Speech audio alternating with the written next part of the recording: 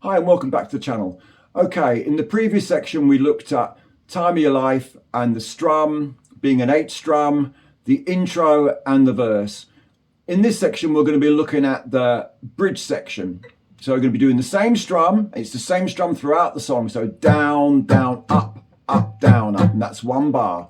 I'm going to be looking at the bridge section which has E minor, new chord which is a D, and then a real C, not a C add 9, and then a G, and that's times 2. And then the chorus is E minor to G, E minor to G, E minor to D, and then you go back to the intro and the verse. And the song is quite a simple format and it just repeats that more or less 3 times and then it changes back to the chorus.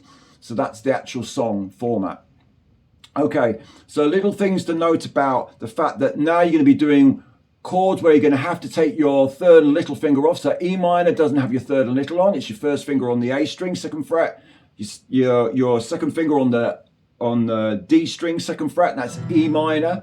And then you're going to be doing a D, which looks very similar to a D sus4, but you take your little finger off, and then your second finger goes on the E string, 2nd fret, that's the thinnest E string, not the low E string.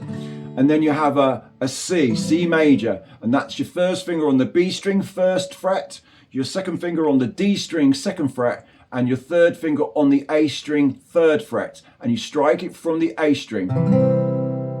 And if we run through the bridge, so we count ourselves in, so 1, 2, E minor, so down, down, up, to D, down, down, up, C, down, down, up, G, down, down, up, and again, E minor, D,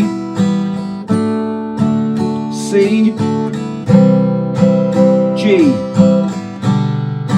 and then we're going to do the chorus, E minor, G, E minor again,